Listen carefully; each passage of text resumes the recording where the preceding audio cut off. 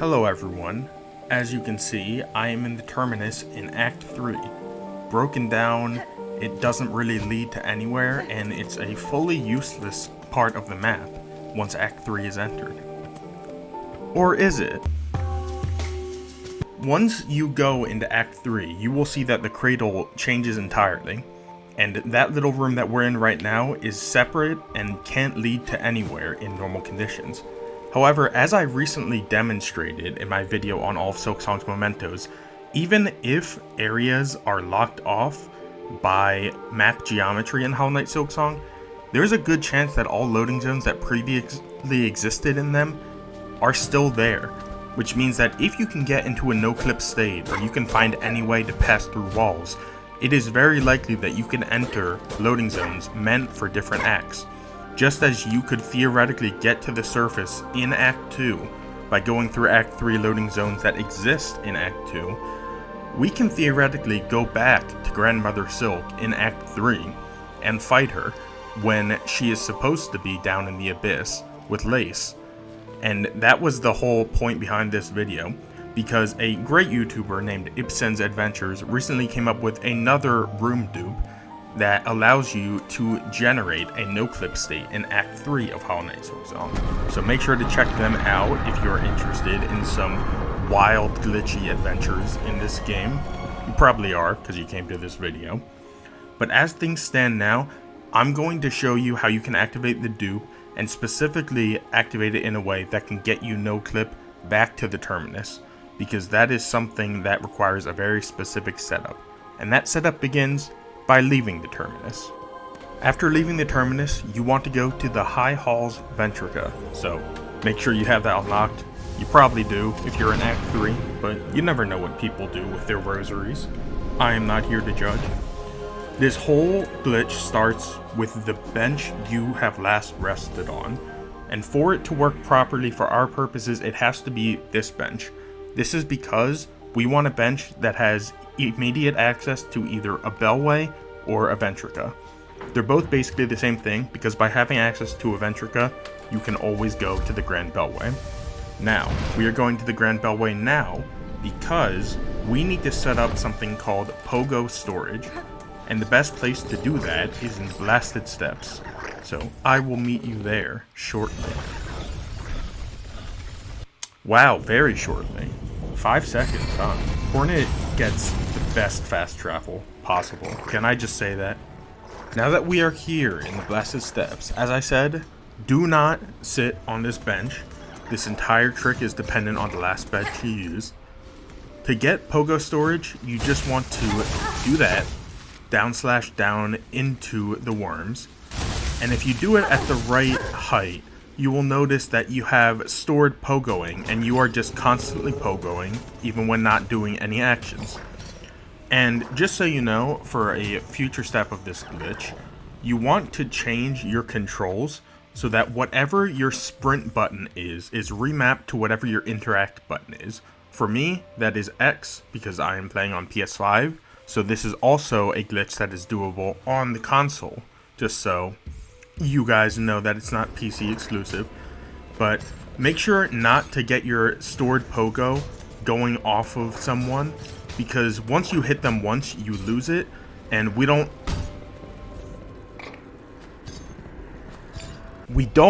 want to lose our storage to the little babies we have here.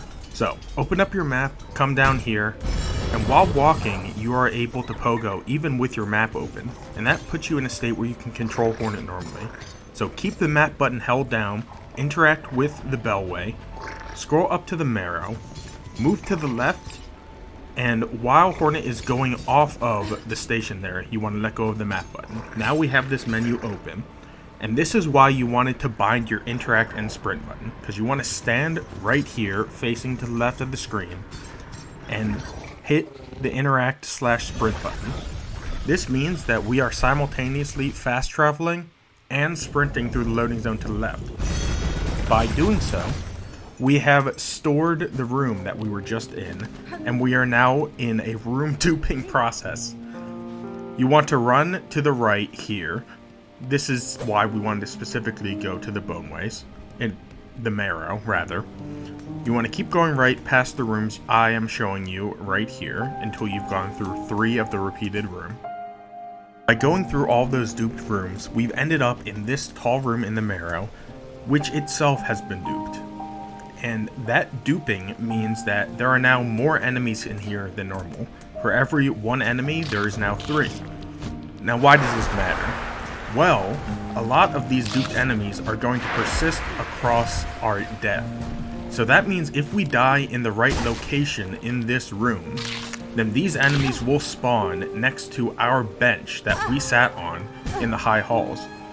And if you get hit right after respawning in this game, you unlock a no-clip state.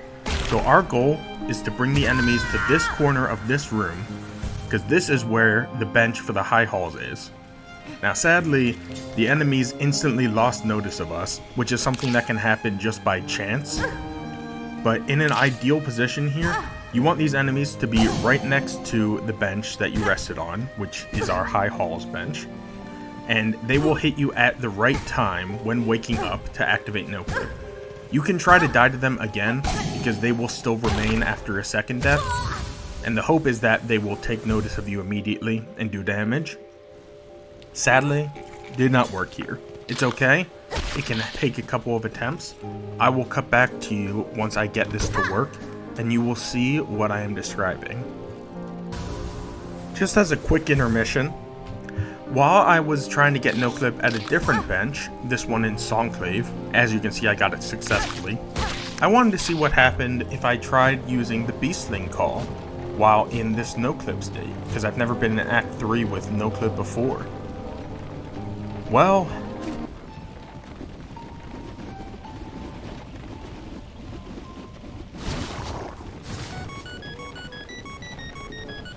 very entertaining, but not very effective. Don't do it, kids. This is what it looks like when the glitch works correctly. You have done your room duping, you have done your time, change back your controls, because if you're like me, this is hell, trying to live with your interact button being your sprint button, and not your jump button. So the reason we picked this Ventrica, like I said, is to get as quick access to the Bellway as possible.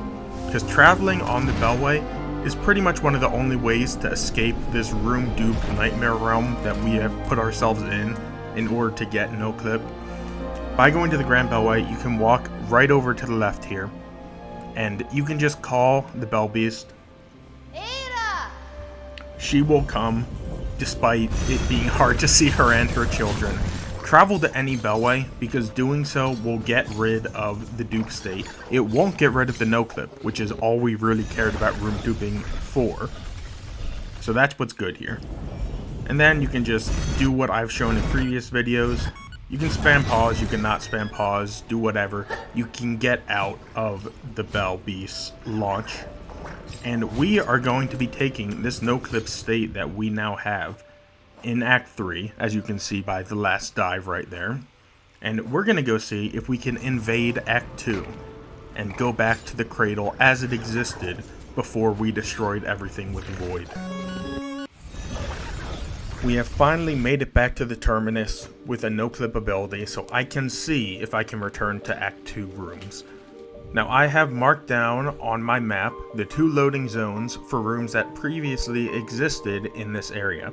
The bottom one will go to Lace's boss room, not what is shown on the map there, and the top one would go to the old cradle, not the cradle that is shown on this map at all.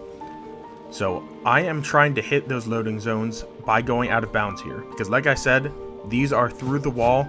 You'll have to go a bit blind to hit them. And if you miss them, at least with the bottom one, you will be saved by this little outcropping here that still exists. The problem with going too far is that you can fall under the map, at which point it's extremely difficult to get back again. So if you're careful, you'll hit the loading zone right on. And I am showing you right now, probably the first time anyone has ever been in this room in Act 3. The void particles are still here, so the game is in Act 3. It is not where I am shown to be on the map. There is nothing above me. And this entire field of flowers is completely unharmed, contradicting all of the information we get on seeing Act 3's cutscene for the first time. You can go down this lift right here, but all it does is it takes you down to that area where the lift existed in Act 2, and it doesn't let you go back in it, so it's nothing that interesting. And going through it, I believe, does get rid of no clip, so I'm not going to do that right now. What I am going to do is take my starting position, jump straight up, miss it a bit, but if you jump straight up from this loading zone, you should be able to hit the loading zone for the cradle proper. And if I am able to hit that loading zone at all, I overshot it just a bit, I'm sorry. You get a bad sense of your spatial direction and location once you're intangible to anything in the world. But the point is, as long as you can stay careful and keep the compass on and watch your location on the map, you should be able to save yourself from any terrible blunders that end up with you leaving the map. And we have done it. This is Act 3. All Team Cherry did was put up a wall of rubble. They did not remove this loading zone at all.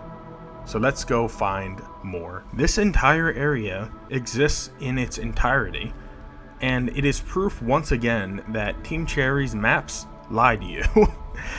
It doesn't show me existing at all, and even when I'm gonna overlap with the real Cradle map in Act 3, it is not in the location that that map has told you.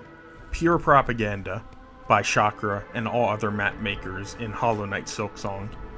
It's a shame is what it is. As you can see, you can go out to the right there, and you can also go through that loading zone up there if you want to get to the cradle. But at this point, now that we're in here, no clipping is not really helpful to us anymore, because we can just traverse this room normally. By hitting the spikes, you will get rid of no clip, and hitting any hazard like that will get rid of your no clip state. So don't worry in case you wanted to get rid of it in a quick and easy way. It's always available to you. But at this point, we are in Act 3, and Grandmother Silk should be down in the void. As you can see by the abyss, and as you can see by our quest, and as you can see by the fact that we have beaten Grandmother Silk on this save file, and have her entry for it. This is a 100% save file anyway. So I wanted to know what happens if you beat Act 2 in Act 3. Does the ending mess up progression? Does it change how Act 3 quests work? Does it let you go back to Act 2 state of the world? Well, we're about to find out.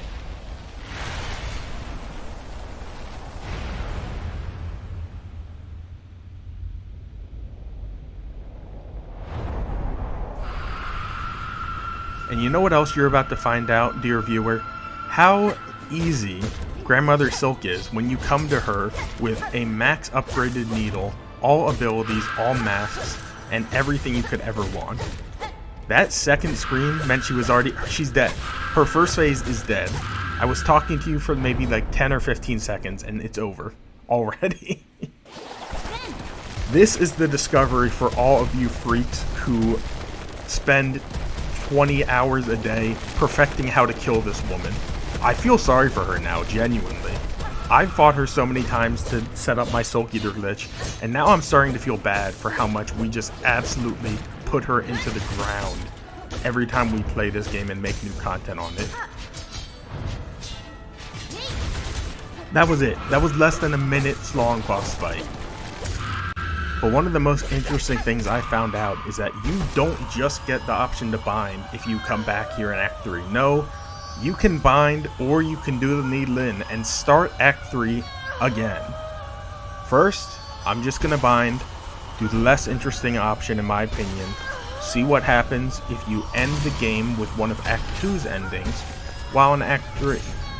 I was very interested in the outcome, see if anything major changes, and dear viewer, you are about to find out for yourself.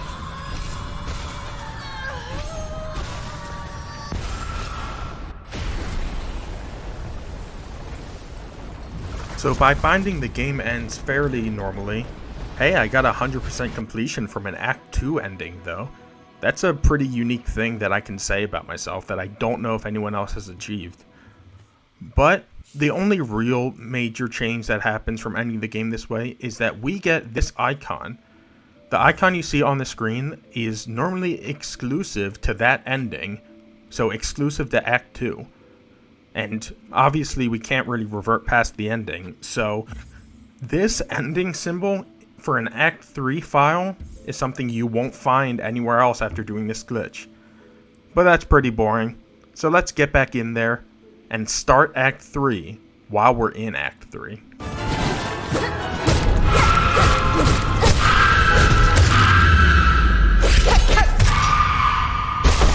We've been given the option to use our needle in and seal her into the abyss for a second time. Why not go for it? See if that causes any problems for the world.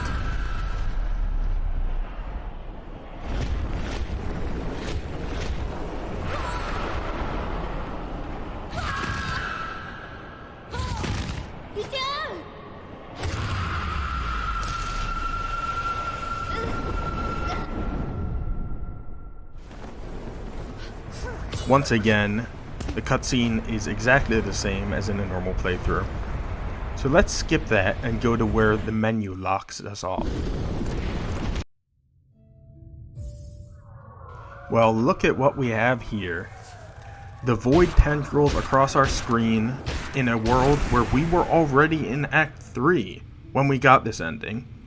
So it appears you can repeat this whole cutscene, this whole Act 3 entrance circumstance an infinite amount of times. It's like a recursive loop. You can get the ending of Act 2 in the ending of Act 3, which will lead to Act 3, and continue to get the ending of Act 2 forever. This should be Act 4 now. Team Cherry, where is the consistency in act title naming? For shame. Act 3 Abyss. So given that everything else has been normal up to this point, normal for a standard playthrough, where you get to Act 3, it appears that this is the same as well. We're going to wake up with one mask, probably with all of our tools taken off of our crest, and we're going to be told to bind. But the difference here is that I'm pretty sure we still have all of our abilities. New objective, huh? Well, isn't this an interesting screen? After the fall, last dive, simultaneously. But yeah, it doesn't look like anything was taken away from us, so that is good. But that also means we have the entire map, including the Abyss. We have Silksong. We have every ability of Act 3 that we are supposed to get, and we're just beginning Act 3. So this probably means we can just ignore the intended path of starting Act 3 by going down, where Hornet gets cramps, and we can just jump up and try to get Pale Nails. Can I get Pale Nails a second time and get the Paler Nails, or the Palest Nails, whatever you want to call it? I don't know, genuinely, because I've never done this before. I don't know if anyone's ever done this before. I'm going to test more of this after I'm done with this video, but right now I just want to share this with as many people as possible to get them experimenting and them trying to figure out what the hell you can do with this stuff. So the Pale Nails are up here normally, as is the path to Mr. Mushroom. But I believe they just don't exist here because we've already gotten them in this playthrough, sadly. But we also have the Beastling Call. So can we just ignore scripted events and just go back? Where would this even take us? I guess it takes us to the Grand Bellway. That is very, very interesting. Well, there's a few other things I want to try and look into before I end this video for good. But yeah, I'm gonna go and look and see if this new Act 3 state has other things going on. And so I did go and see what else was going on in Act 3. I went in reverse up the path that you normally go down where you fight void enemies. They did not exist. There was no cutscene interactions for Hornet. I went to go find the Snail Shamans, and they're still just as dead as they were in my Act 3 file before I did all of this. So, at immediate glance, there aren't any major changes by restarting Act 3, The major change is that I have proven time travel is possible in Hollow Knight Silksong, and Hornet is trapped in a time loop. Team Cherry, you've done it again. Thank you everyone so much for watching this video. I am definitely going to continue looking into this, and I'd love to see other people look into this Act 3 loop and see what discoveries can be made. Thank you so much to Ipsen's Adventures for helping me with all of this and for discovering this glitch to begin with. Have a good day everyone, subscribe, and I'll see you later.